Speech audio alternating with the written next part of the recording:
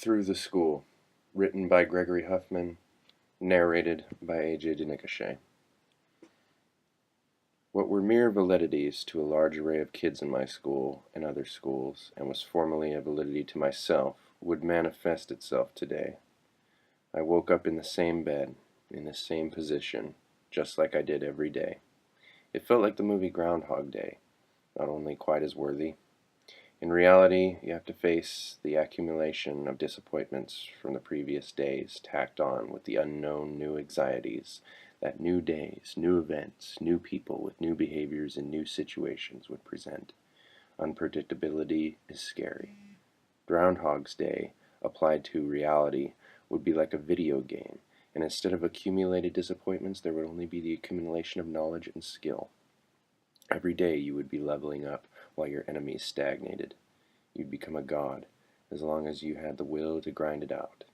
I could walk into the library, and instead of depression hitting, with the knowledge I would never live to read all the beautiful thoughts written out by all the notable actors, I could repeat the same actions of walking into the library and reading everything eventually without distraction of responsibilities.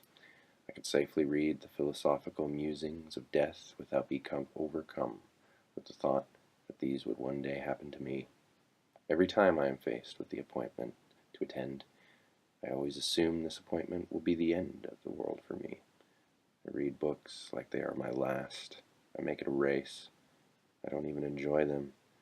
I just stuff the knowledge in the back of my brain like a glutton stuffing his face with food in the fear that he will be pried away from it. Today's goal I promised to accomplish would be no different. Well, in that sense. If this were a video game, this would be the opening cutscene. The fan is spinning, the room is a bit chilly, and the laptop sits in a rotating black office chair next to my bed. I'm up earlier than usual. It's 5 a.m. I usually set the alarm to 5 a.m. anyway, but that is because I like to wake up knowing that I don't have to get up. And then I set the alarm to the next 30-minute increment. I wake up at 5:30, look at my alarm, and then I reset the alarm to 6 o'clock, and repeat the process until it's time to catch the bus at 7. Now, if this were a video game, I would press the pause button on my alarm clock. My nerves wake me out of my listlessness, but I still need to get my adrenaline flowing. I load my computer and type in the password. I am greeted by the solipsism and narcissism of myself. I see my face and the name tag under it, Chris White. I search my folders for some Frank Klepecki music from the soundtrack to the Command & Conquer game series that I recently downloaded. It's a shame that they don't make real-time strategy games anymore, but capitalism is a poor sight in a country full of morons. I play the music, and I imagine myself as an action movie hero in an idolized version of how today's events are going to go down. I edit together a little music video in my imagination. The adrenaline pumps in my body full of the motivation it needs. I down a propanol with the dregs from the soda lying next to my bed. I wonder how inmates could eat their last meal knowing they were about to die. I can't eat on a nervous stomach. My mouth refuses the gesture. I don't even feel nauseous. I've never puked while nervous, but today I've starved my appetite for my own version of final meal. I turned off the upbeat track, unplugged the laptop, and take it to the adjoining restroom. It was 5:19. I look up Asian porn. I sift through the thumbnails. Some displayed blurred penises and hairy vaginas from submissive women that were produced in Japan. I find such authenticity gross. I like the mixed American Asians. I like the big tits and asses. I like seeing the big dicks stroked and sucked. I masturbate vicariously. At 5:37, I changed the category to Latina, where there were fewer anomalies. Some small tits were a disappointment, but all the asses were juicy. My dick was so sensitive after depriving myself of pleasures for so many days that eventually every tug felt like a bottle of cola that was being squeezed with the liquid rising to the brim, threatening to spill over the edges. I turned on the bathroom fan just for the sound to drown out my vocalizations and the audio. Now, if this were a video game, this scene wouldn't make the cut. It would cause the game to be rated A for adults, and you would have to specifically order it, because retailers wouldn't carry it in their stores. At 5:44, I stopped paying attention to the girl on the screen getting plowed and imagine her as Brandy Miller from school. I imagine what her pussy would feel like. I wonder what any pussy would feel like. I wasn't exceedingly lubricous. I was just a virgin that wanted the experience. I hadn't even kissed a girl. When the idea of her riding my dick formed a mental picture in my head, I almost got too excited, and I watched as a revolted of semen dripped down the tip of my penis and went under my buttocks.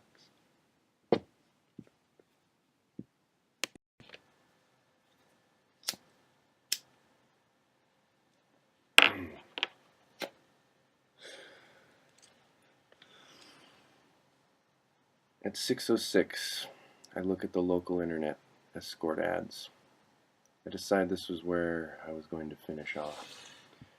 The knowledge that I could call up any of these women and fuck them right now, if I so had the courage, aroused me immensely. At 6:09, I feel the tingling of pleasure ready to burst. The shaft of my penis facilitated from mauve to puce. I am stroking slowly.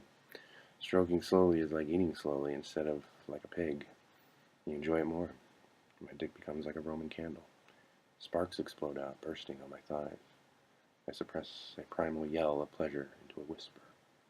I sit on the shitter for a few more moments.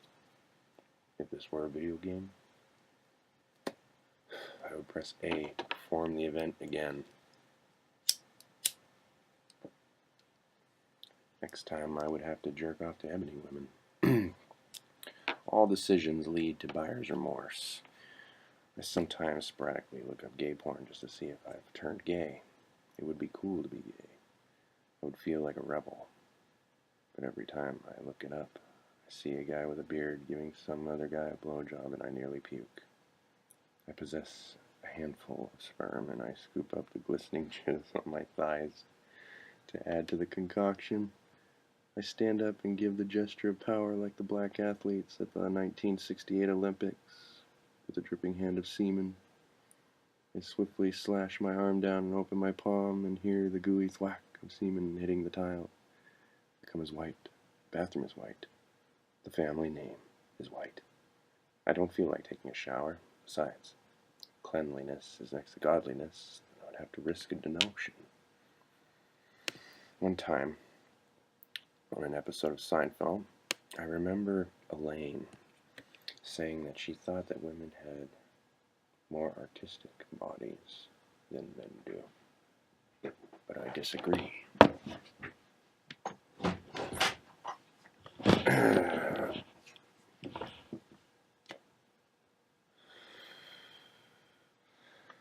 I think attractive women would be easy to craft. Just take 4 globs of fat and put one down for each buttock. Slap the other 2 on the chest. Is that art? Is that technical skill? When describing a man in the shape, you even have to use the word sculptor to describe his abs chiseled. His arms are complex and defined, and his fat is a sign of laziness, not of beauty. However, you won't find me fucking the works of Monet either, so sexual orientation has nothing to do with it. I rinse what was left of the ejaculate off my leg and use a washcloth to make sure my hairs wouldn't be brittled from dried cum for the whole day, causing a niggling annoyance to me. I'd look in the mirror and recall what Blake once said to me. The only time you'll ever see a pussy is when you look in the mirror. If this were a video game, I would use the game genie right now. Part of me wants to jack off again. This is the problem with being full. Because when you see a delicious meal available in front of you, regret not being hungry. I go back to my adjoining room and snatch up the closest clothes I can find. I put on socks that don't match, but why does it matter? I'm an equal opportunity employer. As long as they do their job, why should I care what they look like? I don't know what color the pants I put on are, but I know they are slacks. I don't know what shirt I put on, but I remember I'd planned to wear the school uniform today, bearing the school mascot on it. People would possibly think that I was being ironic, maybe. I slip on my Velcro shoes and Velcro them up. Why did people still wear laces? It was like using an abacus and mocking those who use calculators for taking advantage of more convenient technology. I put the computer back on my desk. Chris White. Today I was delivering a gift to my friend Chris. We have similar names, but nothing else in common, really. When a person mentions one of our names, there's never any confusion as to who's being identified. I load the present into the backpack and a few extra supplies to share with the class. I fold a slip, a piece of paper into my pocket. The present was a surprise for my friend at school, sort of a return present. Then all these thoughts about a friend remind me, Jonick. I want to talk to a good friend, Jonick. Weird name, right? His mother wanted to call him Nick, and his father wanted to call him Joe, so they decided to form a portmanteau from the two. But it isn't pronounced Joe Nick, but John Nick. I sent him a text. Sup, gay nigger. We used to go to the same school until I moved. He was an unusual fellow, and he tried. He was truly black. He was veritably queer. I've always appreciated the alienated fringe of people in my life. The insane realize how unbearably sane everyone is, and that you have to use disorder to cast yourself out from the current order of everything that is so vapid. He calls me up unannounced, no fancy musical ringtone, in fact, no ringing at all, just the buzzing vibration as my phone floats across my desk and alerts me to his call. I answer. I don't give him a chance to greet me as the usual courtesy and responsibility of the caller and not the callee. What the fuck's going on, man? Good, doing good. Been up all night playing Warcraft 3, The Frozen Throne. Oh man, a man after my own heart. I'm not gay, but fags like this make me wish I was. You're lucky. I have to go to school today, otherwise I'd log on and commit a hate crime by owning the shit out of you. I'm supposed to go to school too, but will I? Well, I probably will. I'm not really even tired. Why are you so excited today, you cunt? I don't know, just am. Right, well, good times, but I will talk to you later up in Paladrone. Right now, I'm playing some 4 versus 4. Peace, homo. He hangs up the phone. I really didn't even have anything to say to him, and he has nothing to say to me.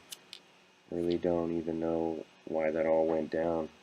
I feel a bit awkward, but then I feel awkward feeling awkward all about myself.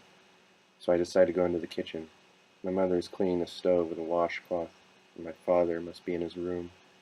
My mother is being her usual taciturn self and doesn't say a word to me as I reach for some banana nut crunch that is on the refrigerator. My father is trying a diet, so he's drinking Slim Fast. However, he has to add gin to it to stomach it. What has fueled my father would be a technological breakthrough for an automobile. I pour cereal into a cup because I don't think I can handle a whole bowlful. I pour the milk. I take a few bites, but my mouth just mashes it up in debris that clogs my mouth. I spit it in the sink and pour the cup in along with wash the detritus down into the pipes. I can't help but have intruding thoughts reminding me about how much of an asshole my father is. He is the reason I went straight edge. Sometimes I use a marker before school to write XXE on the back of my hands, even though sometimes I feel like a retard for doing it. It isn't just because he drinks that he is a douche. He is lazy, hateful, man-child. He has no motivation to do anything. I wonder how he feels when he wakes up in his bed. Does he have those groundhog moments that I do? Is he even conscious? My solipsistic thoughts persist. Sometimes I wonder if I or anyone is capable of the introspect capabilities that I am capable of. I wonder if anyone is as smart as me. At other times, I think I'm the stupidest fuck in the world. I can't keep my thoughts straight. I'm a drifter. My mother finally says, "Good morning." I pat her on the back and walk to my room. It's 7 already, in the a.m., and I will miss the bus. I turn back to my mother. "Mom, class starts late today. Will you drive me to school around 7:30? "Okay," she says. I can't sit still in my room. I feel like I must move. I must pace. I must perambulate. I need to be closer to my destination, goddammit. I walk into the kitchen. "Mom, actually, can you take me right now? I should arrive a bit early and do some stuff. I might need to talk to the counselor, Mr. Glenn. All right, hold on a bit, she says. My father's such a piece of shit. He'll randomly barge into my room while I'm doing homework or listening to music, and he will just rant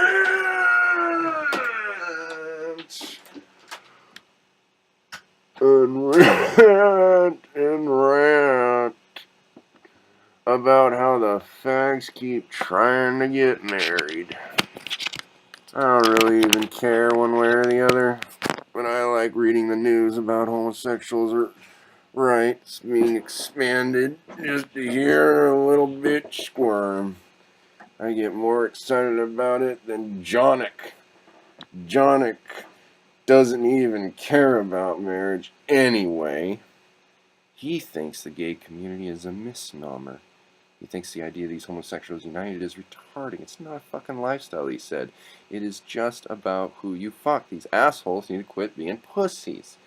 There is hardly any real oppression anymore. He hates the flamers. He loves that he can insult them because he is gay as well. It is like a successful black man that can take pride in calling the ghetto ones stupid, lazy niggers that need to get a job. What is truth for a black man is a lawsuit and a firing for a white man. Now, I am pacing around my room with my heavy backpack on, waiting for my mother to get ready. Adrenaline pumps through me still. I should have put some music on. I'm ready. Are you ready? She calls. I feel a surge of butterflies go through my gut like bats escaping a cave. I walk back into the kitchen to meet her. I pass by my dead brother's room. His name was Jesse. What a stupid fucking name. Seems like everyone wants to name their kid that now. You have girls named Jesse too, but then I guess that name Chris is androgynous too. Androgynous too. Jesse was one of the few people whom I told all my goals to.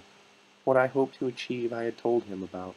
He probably thought I was incapable of displaying that kind of courage, but if there was an afterlife, and that afterlife has the power to view the world, then he would see. And then I think about him watching me masturbate in the restroom.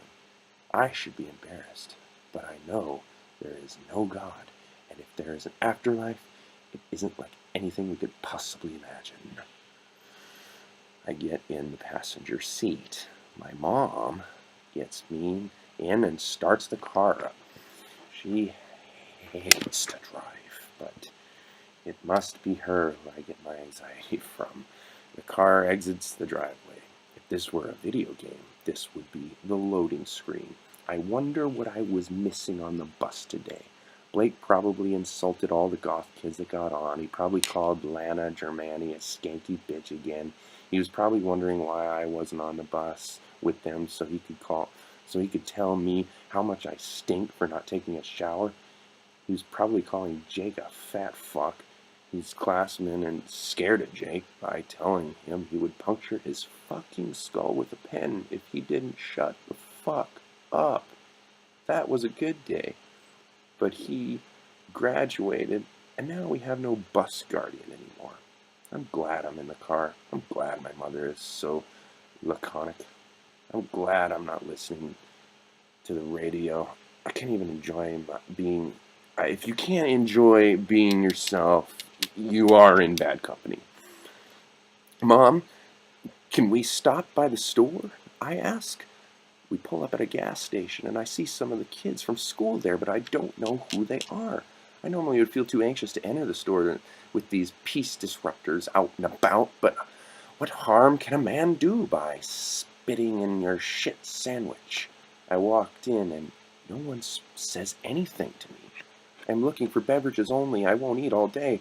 I notice an attractive girl from school behind me. I fear being spotted if I glance at her ass, so I rely on my peripheral vision. I wonder what it would feel like if everyone died right now except for me and her. I would rape her if no one was there to stop me. I imagine how good it would feel to bend her over the counter of the store in a post-apocalyptic world where the Cousteau vines are running up the doors and the entrance where no one cares. I wonder how her pussy would feel. I would just squeeze her ass, at least just, and grab a Yoo-Hoo and a Big Red for later. I get back to the car and drink my Yoo-Hoo, and I'm almost to school now. I see some people walking around the school, mostly those attending, but also people that just seem to be going on a walk for exercise or enjoyment. I see a parent with her 2 daughters. I look at one of the daughters and I start to wonder about what she will be like in 5 years. What will she do with her life? What will she see? What will be her life story? She will have to be passed by me. She will have passed by me and not even known that I thought about her at all.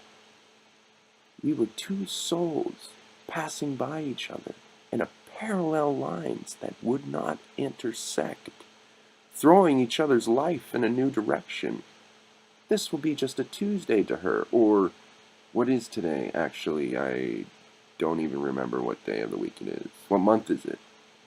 Anyway, I get out of the car, dropping my empty drink on the floorboard and wave bye to my mother. I throw my Latin backpack over my shoulder and decide to perambulate the schoolyard. The name of the school was Effie High School. Some would tell me that the name of the school when they asked where I attended, and you know what I'd say? They'd say, did you say F-U High School? I'd pass by the track team and watch them for a minute. Why are the physical education teachers always so fat? If a bear were to come out of the woods right now and go on a rampage, who would have been the one that got eaten? I hate my father. He's a fat fuck. He's a religious nut. He talks shit about people behind their backs. He tells me horrible things about people he claims are his friends behind their backs. He eats slimy hot dogs out of the package. He has no taste. He has no intelligence. He has no class. He has no job. He pawns shit we own to buy wine with. He eats sandwich cheese out of the package, and then there is nothing to make sandwiches with. There's nothing to make fucking sandwiches with when he eats the cheese. He's paranoid. He's got gas caps and locks so people wouldn't siphon his gas. He bought a female dog so that the 2 male dogs we owned would stop living in sin. I noticed some girls running around the track, and I envisioned myself walking up to them, squeezing all their tits. I just want to know what they feel like. I don't mean any disrespect. I almost want to masturbate again. I pace the perimeter some more, enjoying the scenery, so to speak. We have a school garden. Do you think a man being put to death in Egypt would have been able to perceive the aesthetic pleasures of the pyramids in their splendor on his trip to the gallows? I stop at the school garden for a moment and give a perfunctory glance about. A door opens and I am making my way towards the school. It's Blake. He's a clean-cut, freshly shaven. He has a matching school uniform like mine with a big silly bird on it. His hair is brunette. His eyes look like a tidal wave ready to break on the beach. He glances at me and smiles. He smirks.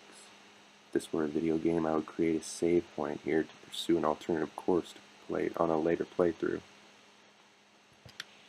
He seems to be making his way to the track field. Did he have friends there? A girlfriend? Was he on the track team himself? Why did I care? I'll bet his parents were rich. I'll bet they were soulless robots. I bet they even believed in God. My father believes in God. I started to feel like a cliche fuck. I would be that type of boy who hates his father, that silly, angsty fuck. They would say I was only an atheist because of him, but that's not true. I became an atheist while I was still on good terms with my father. Before either he changed or I realized what was already there. I can't keep my thoughts straight. I need to concentrate. I had forgotten all about my friend Chris. It was very disrespectful after I carried the gift Chris bestowed upon me. I owed Chris one from all my friend ever done for me. Chris gave me the courage to live up to a dream that I had always dreamed. You know, I've been so quiet in school that kids once started calling me the serial killer as a nickname. I thought it was cool at first, but then people started treating me like I was a malicious person. I knew I could never be a serial killer. Serial killers don't have nervous reactions or anxiety, trust me. I've read about them. The signs of being a serial killer are poor childhood, animal torture, peeing in the bed, and pyromania. I'm afraid of fire. It makes me anxious. I love animals except dogs. They make me anxious. I think I might have pissed my bed once or twice, but doesn't every kid? And my childhood wasn't perfect, but it wasn't too bad. I lived in poverty for a while. We once lived in a house that had no electricity, and we had to steal it from the neighbors. My first memory was when I was in a stroller and my mother was robbed at gunpoint. My mom didn't think I remembered it, but I did. I told the kids with Asperger's sometimes have good memories like that because they felt she should have been there for them, and that she was betraying them, whereas they expected the father as an enemy. I didn't blame my mother, though. I just don't know what she saw in him. My next memory is asking my mother if people died and if they would die one day. She lied and told me that some people died, but we would never die. I was never fed that Santa Claus crap, though. I finally entered the building. I saw my class door, and it had already begun.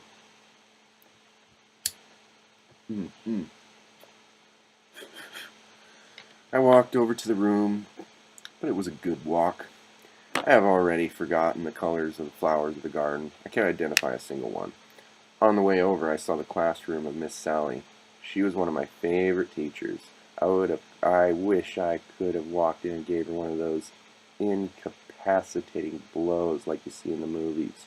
You just hit a guy once softly in the neck and he's out cold for an hour. I unzipped my backpack and walked into class. If this were a video game, this would be a checkpoint. The teacher was surprised to see that I was late. I'm usually so punctual. I'm such a good kid. I always have straight A's. I saw Chris staring at me, and I approach. I feel burden of the gift that was placed on me, and the compulsion it made me feel. Chris was wearing the necklace of the school bird around the neck. I amble over to Chris and keep the present a surprise for as long as I can hide it. When I finally put the gift in the eyesight of Chris, I smile. At the look of surprise and the awe I receive, I feel the gratitude. I ponder about how much American Indian tribes thought that the camera shot would steal their souls from their bodies. I think about how I admired the soul of a man. I think about how my shot of Chris would do just the opposite and release the soul from the body. The mental ejaculation approached with grace. Alacrity to mold new orifices while separating the chaff from the wheat. I see the crimson cream of the crop. I hear and see the standing ovation. Feet clap, clap, clap. I take a bow. I look. I thank God, but I'd hate to take all the credit. Do I really have a God complex? What defines the greatness of God? Is it not the power to destroy, but the power to create? But isn't it said that destruction is sometimes a form of creation? I was trying to be overly dramatic as I stand still for a moment as the crowd split around me and I waste time on my own pensive musings. I spin around and bang, bang, bang! My aim is terrible.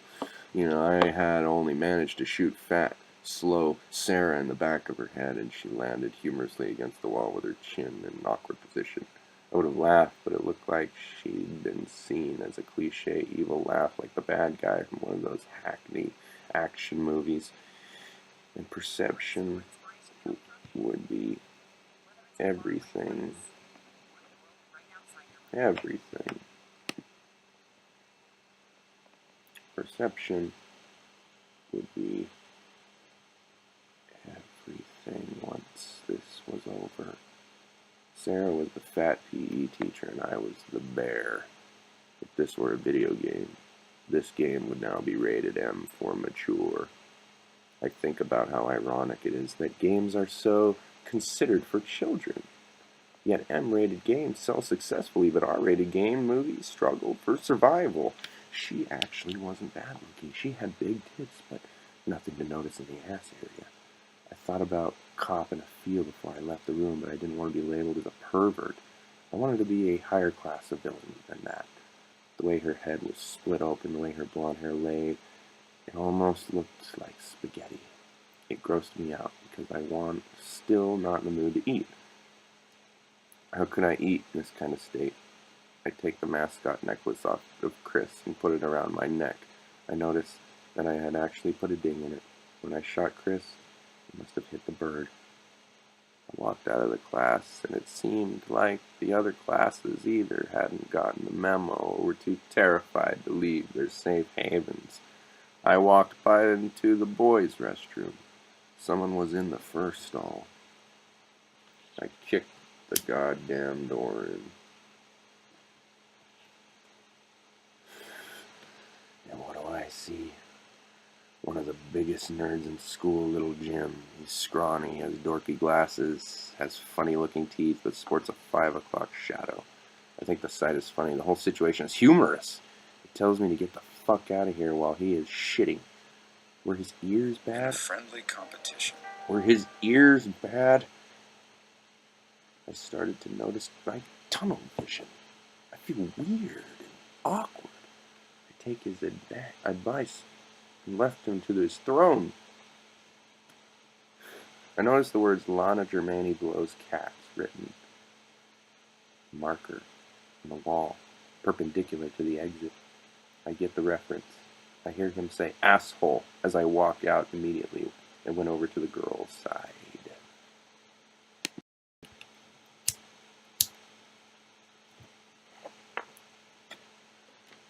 I didn't aim to be popular.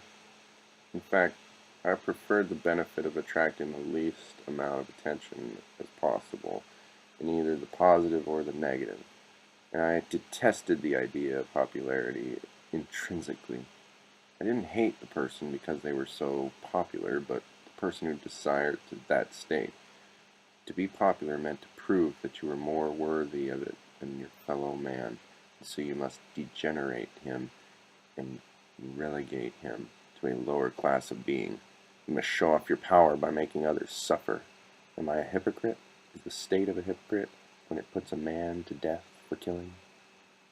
These were the two girls, vultrifying themselves in the mirror. One of them turns and says, "There's a boy in here." I pull up the gun, but it was out of bullets. If this were a video game, the reload time would have been instantaneous. I feel scared out of my mind for a minute and awkward, like getting caught, vulnerable with my pants down and flaccid. The girl nearest to me tries to run out of the restroom, but I only kick her in the belly and she goes down without a fight. I don't understand why some people don't try harder in these situations. The only power of action in life is motivation and will, and you would think that I was providing plenty of motivation. And what can a man will not, if not his own survival? Yet she lay there in the ground helplessly. And like learned helplessness, I had read about that in psychology. I also remember reading somewhere that the Jews in the Holocaust didn't give much of a fight either. Was that Viktor Frankl? Luckily, I had a knife on me, so I stabbed her in the belly. I think about stabbing her in the face, but it would have been too hard to stomach watching such a thing because I lived so vicariously. Seeing someone being stabbed in the eye would freak me out. I deliver one more slash across the throat. There's a courteous coup de grace. I think of a fork being stabbed into a banana split with the strawberry topping. The other girl just stands there, so it gave me time to really ready the Uzi I had brought along with me. I feel less awkward even though there was a delay, but I shot her so that her other, the satire talks about, would be removed for my convenience. I couldn't bear to be judged on the prowess of my murdering abilities. She didn't know I was a rookie. How can you expect a perfect performance from a less than lieutenant? I wasn't sure what to do next. Mike Tyson said that everyone has a plan until you get punched in the face. I walked out of the girls' restroom brandishing my firearm. If this were a video game, it would be a first-person shooter When I thought about this, it made me feel cliche because FPS games are way too common these days. I much prefer subtler games. I thought of that game called Flower for the PS3, made by that Her Blood painted on the red wall. There was actually less blood in here than I expected. I guess I watched too many movies. I remember Deadly Premonition was a great game, but it was only a third-person shooter. Francis York Morgan has got to be the most likable characters in gaming. He is friendly but not cloying like other RPG characters. He also isn't whiny or annoying, nor does he go overboard in emotional reactions to things. On the flip side, he also isn't over-aggressive and douchey like a lot of FPS characters. He's calm but not boring and always has something interesting to say, not just about the current plot, but that can also reference things like the movies and the music. Despite his quirky personality and mental instability, he is easy to relate to. He is a good character that you can respect the whole way through without giving a single ugh to response to corny or cliche dialogue. This game isn't so good as it is bad, but the characters are so good that you don't care if the gameplay is bad. Isn't that right, Zach? Isn't that right, Chris? I walked outside of the girls' bathroom. The students and teachers were sneaking outside like baseball players trying to steal base. Now that I was a pitcher, I had spotted them. They ran for home. I've took a few shots around me, but I don't go overboard because I don't want to waste bullets. If this were a video game, I would have entered the infinite bullets code. I'm surprised I still remember the code for the God mode in Warcraft 2. You activate it by typing, "Today is a good day to die. Good memories, good times." I notice one teacher peeking out of the classroom door. Hesitation is always the disaster. I walk over there and open the door, and everyone already lined up against the dry erase board. I first say, "Okay, listen up, everyone," but then I feel a bit self-conscious. I feel like it might have been a cliche thing to say. It sounded too much like something an insipid character trying to act like a cool guy would say. I probably would have had a panic attack if it wasn't for the adrenaline dump I was going through. I had come up with a game. I decided to test them on their trivia. I say, "Okay, if you want to survive, you have to answer my questions." I feel like an actor failing his chance to win the role in a movie. I didn't want to sit there pondering what would happen if I asked them. And I wasn't. I blurted out, "Who was the 23rd President of the United States?" I had memorized all 44 presidents in order, but technically it is the 43rd if you realize that Grover Cleveland served as 22 and 24 right there between his number 1. That's all I'm asking. Number 33. Just like that stupid Jim Carrey movie. I remember Anne Rand writing about Benjamin Harrison in one of her books. It was involved with the Sherman Antitrust Act or something.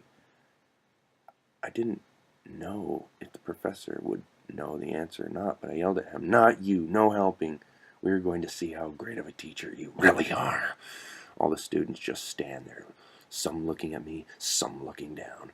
I feel like they are judging me, like their brains are vaults that are hiding their insults from my visual and oral perception. They think I'm ugly. They think I'm a loser. They think to themselves, "I knew that virgin fuck would pull this shit one day. Fuck me." I was being cliche. I started to feel awkward standing there, so I opened fire on all of them. The guns click, so I pull out my knife and I start slashing and stabbing, trying my best to turn off the introspective brain until I was sure that they were all dead.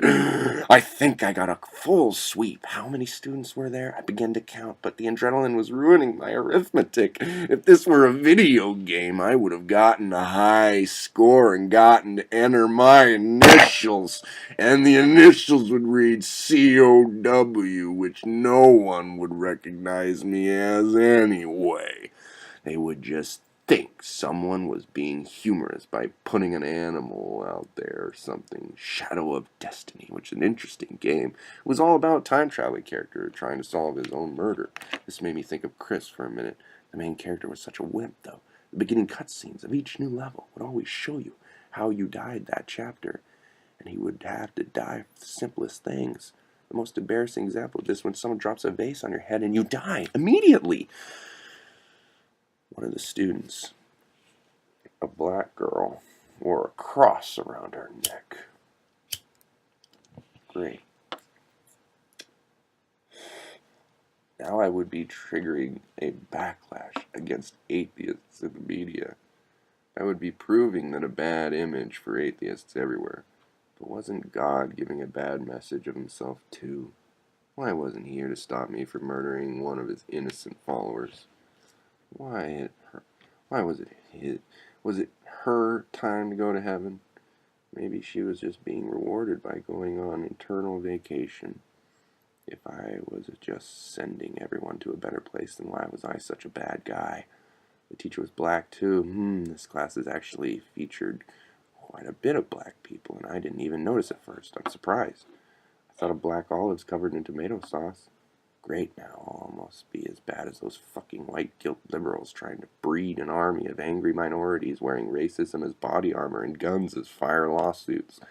Fire a black man? Racist. Call a black man an epithet that could be misconstrued? Racist.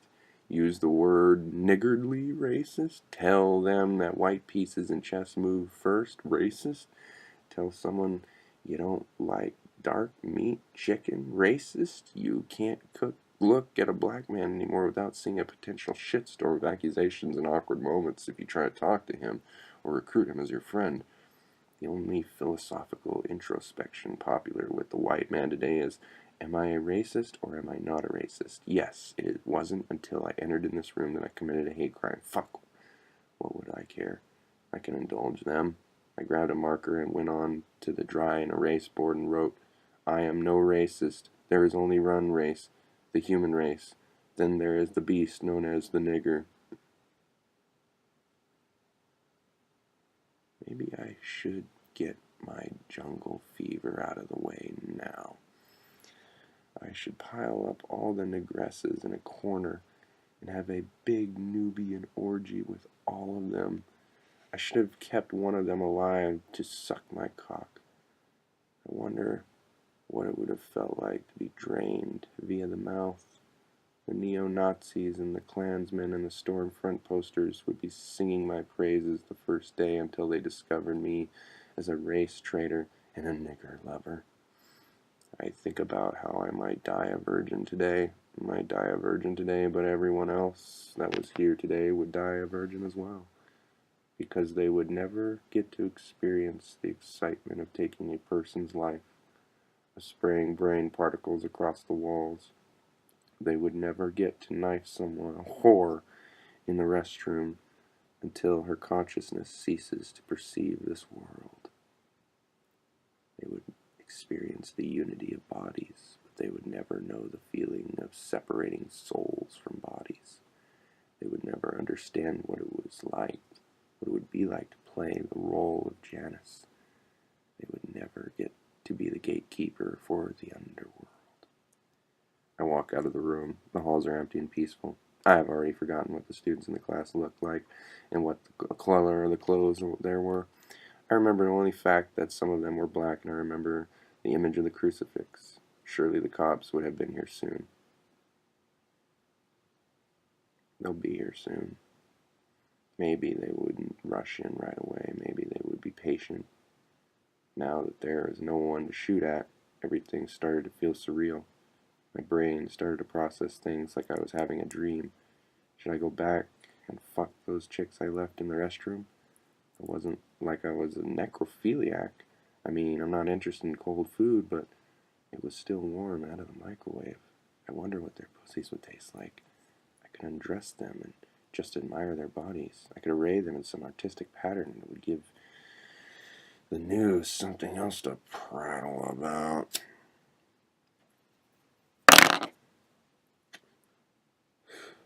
I should have tried to find some fags to kill while I was at it. People always called me a pussy, maybe because I could write something witty again, like how fags hate pussies, so I killed them or something, I don't know, but I guess I just have to think it through. But then, when the politicians had their blood versus Crips reaction to what I did, the scales would tip over the favor of the Crips and the arguments of gun control, race card playing, and then add this to the list. All the Bloods would have this Christian thing. I decided to walk up the stairs to the cafeteria on the second floor. Today was going to be chicken burger day. One time I was eating a chicken sandwich and bit into a hair in it. It was long, probably one of the lunch ladies. I pulled it all the way out and started to eat again, but then a student sitting close to me said, "After that, you're really going to continue eating it?" I had spaced out. I hadn't really thought about it. I didn't lose my appetite until that moment. Didn't the Columbine kids try to use bombs that failed in the cafeteria? Bombs aren't very fun. They have less meaning. When you confront someone face to face with a gun, you experience a great moment where they know they are about to be pulled out of the status quo. They had only expected hand-holding in halls, drinking beer with their friends, talking about cars and the other sex, fucking after prom, but they never expected this moment to show up. What did they think when they woke up that morning? Did they think about how their day was going to be boring? Did they look forward to talking with their friends? What did they eat for breakfast? I wondered where that little girl was right now with her sister and her mother. I bet they were laughing and playing, maybe picking flowers in a field. No, now I'm only thinking in cliches again. I wonder where Jonik was at this moment in time. Did he go to school or was he playing video games? Maybe he was masturbating to gay porn. One time I jerked off while having a gay fantasy about Jonik's cock in my hand. I'm really not gay, but I've come to the idea that for some reason, if I just shot Jonik, that would have covered me for racism and homophobia. Sometimes I fantasize about sucking a guy's dick in a glory hole. That way I don't have to look at his ugly bearded face or have some awkward moment between us. I just want a stunt cock to test the waters with and see what it's like. Maybe if I shot myself right now, I'd have the gay hate covered. I could write, "I killed myself for being such a fag," in my own blood on the floor. It would probably be just turn into a bloody blot scratchlings that didn't even look like letters or words or anything, though, while I bled out and died prematurely. Things never work out like you planned. I walked by my counselor's office. Mr. Glenn. Surely he was long gone by now. I wonder if he was told who the killer was. It's sad that I will never see the reaction on his face when he makes the discovery. I'd like a movie edited together of everyone I knew, just a close-up of all their faces when they were told the truth. I just want to see what the reaction is. One time Mr. Glenn gave me a ride home when I missed my bus. I told him about my anxieties and my irrational fears. I told him about how I didn't understand people. I told him I wasn't antisocial, but that society seemed to be anti-me. He looked meek. He was balding. He had some gray hairs, wore glasses. I liked him. Not too intimidating. Seemed like a good choice as a school counselor. One time I farted in his office and he didn't say anything about it. He was on the phone and I felt awkward. Sometimes I wonder how people react to random acts perpetrated against them seemingly out of nowhere. When we see a crazy man dancing in the street, we usually just have an awkward silence as we walk on to your next destination. What if I walk up to someone hanging out with their friends and punch them in the belly? What if I fart in their face? What if I pull out my dick and start pissing on them? How does that reaction go down? I feel like I can't blame people for who they are. I feel like they're just puppets who can't see the strings. I can see my strings, but I don't like where I'm being led. I walk up to the third floor. This is the only school I've seen that has 3 stories. The library is up here. The walls of the library are made of glass, so you can see the books and the computers from the outside. The library is only crowded when there are people wanting to use the computer for social media, schoolwork, or whatever the fuck else they do at their time. It's a shame no one wants to read. Maybe I don't even like to read, but maybe I'm just forcing myself to be different. When the options are between black and white, I don't like my options. The sensible person chooses a shade of gray or on the continuum. But I want to be blue or green. I want to be a color that doesn't exist yet.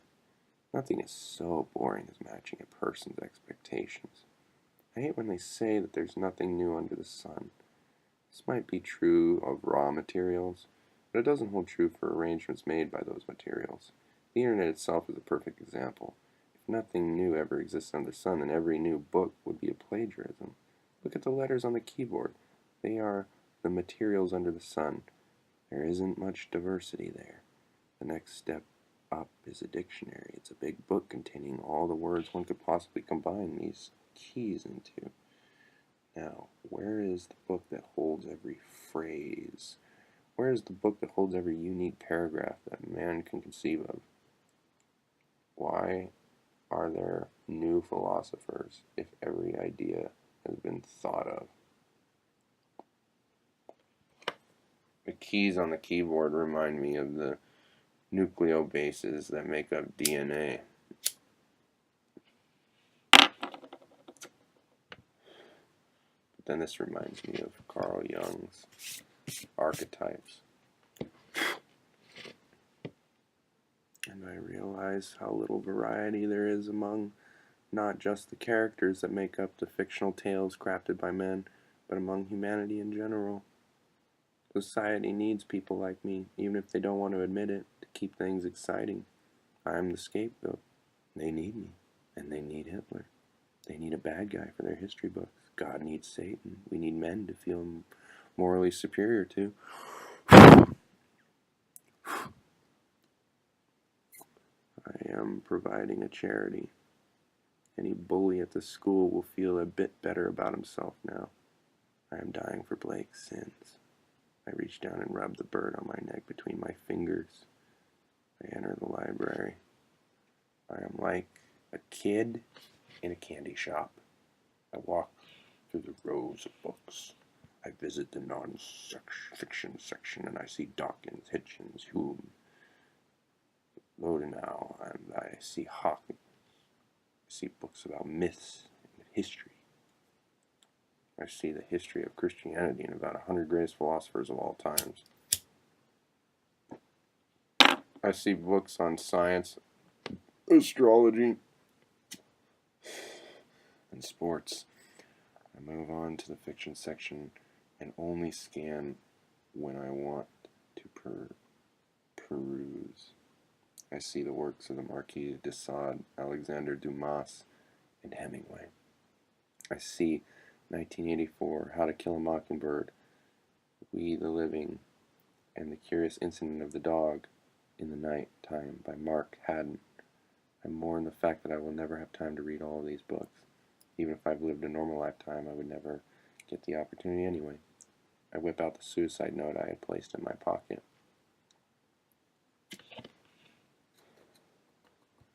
Why is everyone so mean? Why don't people greet other people when they pass by them in the hall? The only time they will acknowledge another being's existence is to insult them to gain favor with their friends. What sort of friends would be excited with such behavior? What makes us like this? You will call me a hypocrite, but at least I have a motive of vengeance. What is their motive? Who is the true sadist?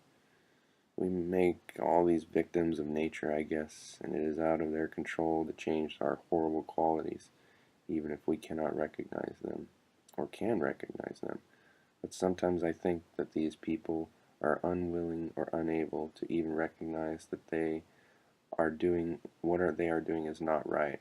What I am doing, I wish it would show them the light. I wish they could see that I was here for the reckoning.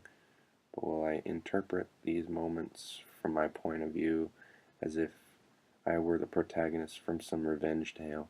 Most everyone else will interpret it as a horror story, while I interpret it as the actions they have always committed against me, as I am the underdog in a dramatic tale. They will interpret those actions as a comedy, and thus their laughter. No humans are really able to have a shared vision of the moment. Even standing so close to one another, I can't understand these people. I can't find a meaningful thing to live for other than this denouement. I looked, and I thought there was a pill to fix it. I thought man had the answer. But I was a kid seeking answers from the men desperate for answers.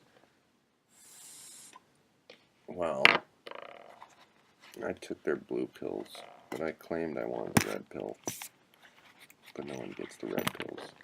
Some of us try, but we always either find that it is the palest shade of red or that it was the blue pill all along. I don't hate all of you for this, and I'm not sure if I really love you all either. But I want to. But even if I did, I know that love isn't a currency to buy a man's soul with. I think you have great souls entrapped in a prison of flesh that coerces you into a life of rage, laziness, and cowardice. I wish you were different, and I also wish I was different. I wish instead of being endowed with determined rage, I was embodied with endurance. But we can't choose the hand we're dealt. When you get a bad hand, you have to fold your cards, don't you? The universe is fair. You'll deal with me a second hand so I can enjoy the poker game while we are playing as much as some of my fellow gamblers. But for now, I choose to fold, because I don't want to keep putting my money on the table as I watch it snatched out of me by mendacious men whose only real skill at the game is the luck of the draw. No, I choose to fail on my own terms.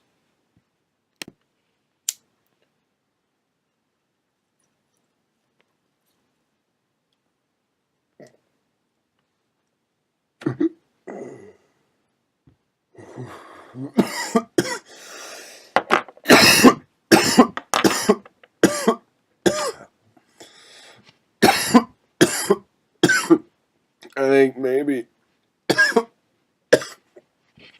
I should find a pen and write more. I feel like there was much more that needed to be said, but I wasn't sure what I would write down anyway. I wanted to be profound. I wanted to be deep and incisive, but then what were the consolations of being profound? The moment man tries to be as deep or says something that's deep is the same moment one realizes his remarks are nothing but vapid platitudes. Being a man was meaningless. The most profound thing a man could talk about was how meaningless everything was. But if a man is meaningless, doesn't that mean that a profound thought was inconceivable by definition? I felt like what I wrote was cliché. I felt like shooting up the school was cliché. I was acting my age in a way. I was being the princess that the little girls dream about being. I was a Cinderella for a day. I was indulging my adolescent fantasy. Who would care anymore anyway? Nothing was shocking anymore. Everything was to be expected. There were no new excitements under the sun. There was no new way to be a rebel, but only the pretentiousness of trying to feel like a rebel remained. Serial killers?